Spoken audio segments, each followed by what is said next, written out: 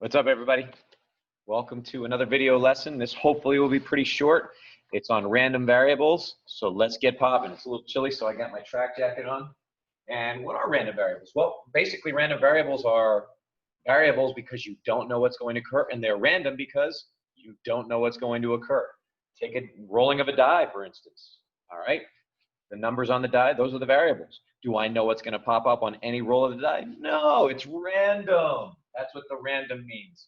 So outcomes of experiments that vary and are determined by chance are called random variables. The values of a random variable are the numbers associated with different simple events that comprise the sample space. All that this means, the different simple events that comprise the sample space, a die has 1, 2, 3, 4, 5, 6 on it. That's the different events or the different simple events that comprise that sample space right there. There are two types of random variables. One is called a discrete random variable, which has either a finite number of values or a countable number of values. All right, let the random variable, by the way, RV. Clark, there's an RV. RV stands for random variable. I'll abbreviate for the rest of this lesson. So let the random variable be the numbers that can be chosen in the Pick 6 Lotto. Okay. So I don't know if you have ever watched the Pick 6 Lotto back in the day. There was a big spinning wheel with little ping pong balls in it. And the ping pong balls had numbers that were labeled from, and I'll use set notation, from 0, that's dot, dot, dot, up to 60. And guess what? Those are the random variables right there. You're done. There are 61 ping pong balls that are floating around in that tub, and that's the random variable. Now, you can count them. Basically, discrete means you can count it. That's it. But it says finite or countable. That means it could possibly be infinite. Let the random variable be the number of times a die must be rolled before a 6 comes up. So let's think about this here. The random variable. What's the minimum number of rolls before a 6 could come up? Well, you know what? You can get a 6 on the very first roll, can't you? Mama needs a new pair of shoes. You can get a 6 on the second roll. But theoretically, although this is almost, imaginatively unlikely right here, how many times could you theoretically roll a die before a 6 comes up? I mean, it could be infinitely. All right? So I just want to point out that this is infinite, but it is countable. Okay? All right. So basically, if it's discrete, you can count it. Then there are continuous random variables, which have infinitely many values. And those values can be associated with points on a continuous scale in such a way that there are no gaps or interruptions. You know what that really just means? Continuous random variables have infinite number of values that are measured rather than counted. Okay, so how about the exact weight of a car? Okay, so I don't know. Well, you know what? Let's change weight. Let's get weight out of there. Let's do speed. I like speed a little better. Oh man, the pen is lagging behind more and more as we go along here. I wonder why. I wonder if my computer is getting more and more filled up with space. All right, so what if a car is parked? The random variable would be going 0 miles an hour, correct? And I don't know, what's the top speed of a street car? Let's just call it 220 miles an hour. I'm making this up. It seems pretty fast. You know, speeds. A sports car going on the Autobahn in Germany where there are no speed restrictions. But there's the random variable. But notice I used an inequality there because just forget about 0 to 220. How many speeds are there just between 55 and 56 miles an hour? That little speedometer going from here to here, it's smooth. There are an infinite number of speeds between even just 55 and 56 miles per hour. How about the weight of a randomly selected person? All right, well, you know what? I'll do this right here. First, I'm not going to say less than or equal to X. The second that we are conceived, we weigh more than 0. And you could check the Guinness Book of World Records, but I'll say about 1,100 pounds might be the heaviest person, give or take. I could be off there. All right, so in general, some notes on this. Discrete random variables get counted.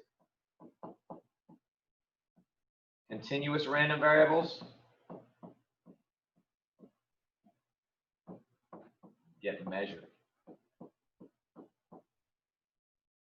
There we go. So how do we display random variables? We display random variables with something called a probability distribution, or PD. It is the collection of all values that a random variable can assume along with their probabilities that correspond. All right, so it says roll a single die and give a probability distribution. All right, well, let's talk about that right now then. If we roll a single die, I'm going to create a probability distribution. Now, I've heard that before. I've heard it with a frequency distribution. Frequency distribution are the classes, then the corresponding frequencies, right? Class, frequency. Probability distribution are the x's, the random variables, and their corresponding probabilities, p of x's. Ladies and gentlemen, on the next test, I'll ask you to create a probability distribution. This is how you do it, 2 columns, x and p of x. Okay, so what numbers can pop up on a single die? 1, 2, 3, 4, 5, and 6. I'm really not appreciating this lag. I know you guys can't tell, but I'm writing it and then it comes up afterwards. It's almost like an echo effect in a stadium. What's the probability that any one of these values come up? Well, it's 1 out of 6, Mr. Quota. So let me write that, 1 out of 6, 1 out of 6, 1 out of 6. Excellent. So there we go. There is my probability distribution. Then it says create a probability histogram. How do I do that? Well, the y values, instead of being the frequencies, are the probabilities, which in this case are all 1 out of 6. The x-axis, instead of being the class midpoints or the class marks like they were with a frequency table and histogram, it's just the random variables themselves. So 1, 2, 3, 4, 5, and 6. So I could just go through here, drop it like it's hot, drop it like it's hot, drop my rectangle lines down, and boom. I have a nice uniform distribution because everything is equally likely when rolling a die. And I absolutely messed that up right there. I should have put my 1, 6. Hang on, let me erase. There we go. I went willy-nilly with that, so let me redraw.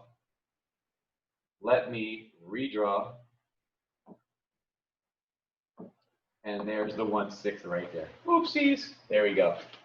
Nicely done. All right, so how about rolling 2 dice? So we didn't get to that homework problem the other day, but when you roll 2 dice, okay, we'll go over that homework problem when we reconvene. You have x, and you have p of x. When you roll 2 dice, the smallest sum you could roll is a 2. 3, 4, 5, 6, 7, 8, 9, 10, 11. Am I going to make it? And 12. Yes. So rolling 2 dice offers 36 possibilities. We'll see it when we make a 2 dice chart. So 1 out of 36. And there are 2 ways to roll a 3: a 2 and a 1, or a 1 and a 2. There are 3 ways out of 36 to roll a 4: a 3 and a 1, a 2 and a 2, and a 1 and a 3. And so on and so forth.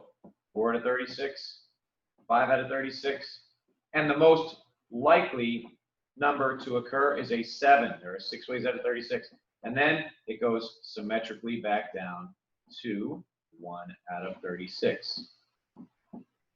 This brings up an interesting point. To make a probability distribution, the random variables are the easy part, 2 through 12 when you roll 2 dice. The probabilities might be the thing you have to think about how you can create or make. Okay? And then, to be honest, the histogram would look like this: 2, 3, 4, 5, 6, 7, 8, 9, 10, 11, 12. I'm going to do this relatively quickly here. 5, 6, 7, 8, 9, 10, 11, and 12. And then my probabilities will go anywhere from 1, 2, 3, 4, 5, 6 out of 36. 6 out of 36. 5, 4, 3, 2, and 1. So then I end up here, here, here, here. Working my way up the ladder all the way to 7. I know the 7 should be right there. Sorry. And then back down symmetrically. There. 4, 3, 2, and 1.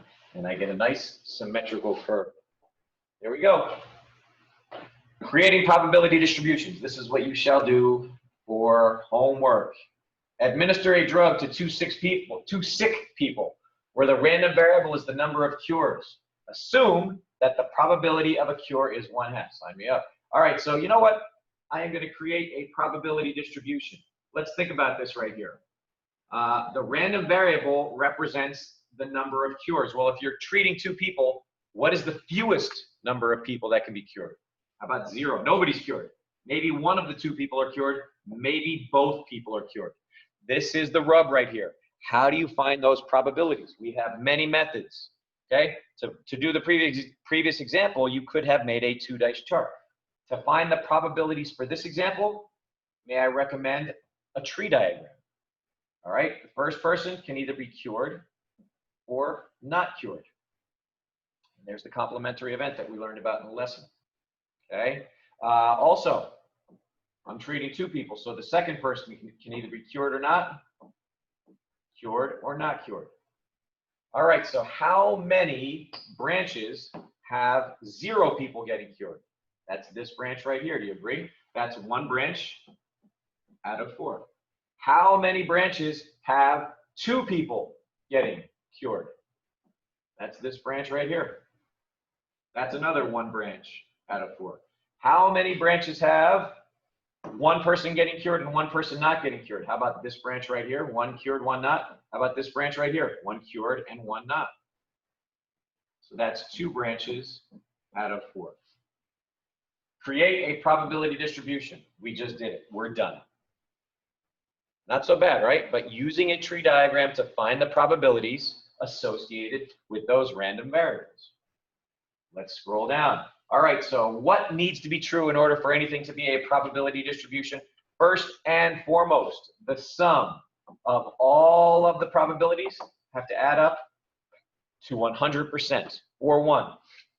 It makes sense. If you list every possible outcome, that should account for every single probability adding up to 100%. Individually, each probability has to be a fraction or a decimal or any number between 0 and 1. Those are the 2 properties that encompass any probability distribution, which leads us to our last 2 examples. Good examples for test. Oh, sorry, I had to cough right there. Anyway, let's go through these 2 great examples. So let me keep it scrolled down just a little bit so you can see those properties. If P of x equals x over 5, where x equals 0, 1, 2, and 3, does this determine a probability distribution? Is this thing a probability distribution? There's only one way to find out. Let's do x. Let's do P of x. Let's find their probabilities. The x's are 0, 1, 2, and 3. And the P of x is this function right here, x over 5. So we have 0 over 5, which of course is 0. We have 1 over 5, 1/5. We have 2 over 5, 2/5. And we have 3 over 5, 3/5. Okay, so if I take these probabilities, what does it say here by property number 1? This might be the most important property. The sum of the probabilities has to equal 1 in order for something to be a probability distribution. Let's see. The sum of the probabilities is basically what? 1/5 plus 2/5 plus 3/5. Last time I counted, that equals 6/5. That does not equal 1. So no, this is not a probability distribution. That's it. That's all you have to. That's all that you are asked to do in a question like this. Last but not least. Oh, what is this? Those exclamation points in that function. Are those excited x's? X! No, that's called x factorial. The quantity 3 minus x factorial. So let's get to it here.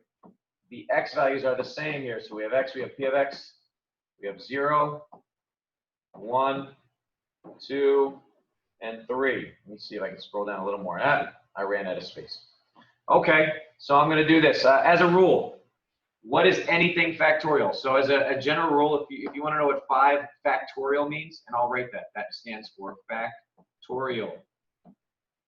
That means to start at that number and multiply your way down to 1. Anything factorial means to multiply your way down to 1.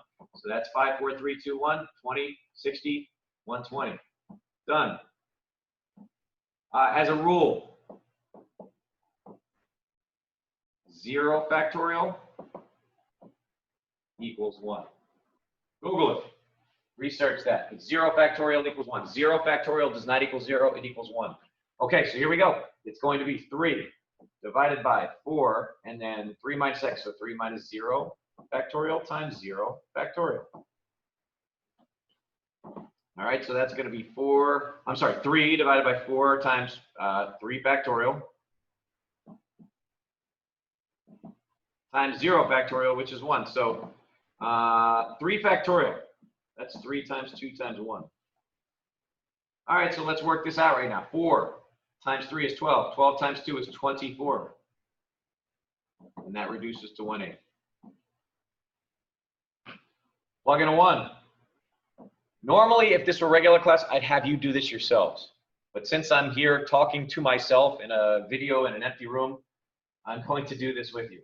So 3 minus 1 factorial times 1 factorial. So that equals 3 over 4 times 3 minus 1, which is 2 factorial times 1 factorial. So 2 factorial is what? 2 times 1. So 4 times 2 is 8. So this would be 3 over 8. Next, 3 divided by 4, and then 3 minus 2 factorial times 2 factorial. So that will equal 3 and 4. 3 minus 2 is 1 factorial. I don't know why I used parentheses that time and not any other time. And 2 factorial. So 1 factorial is just 1. 2 factorial is 2 times 1. And 4 times 2 is 8 again in the denominator. So that is not an 8. It should be a 3. Sorry. It'll be a 3. 8s again. And last but not least, we have 3. And then 4 and 3 minus 3 factorial times 3 factorial. So this equals 3. And then 4 times 0 factorial times 3 factorial. Wait a second. Isn't that the same thing that we had up above? It is. It's the same thing we had right here. So that's going to be 3 over 24, which is 1/8.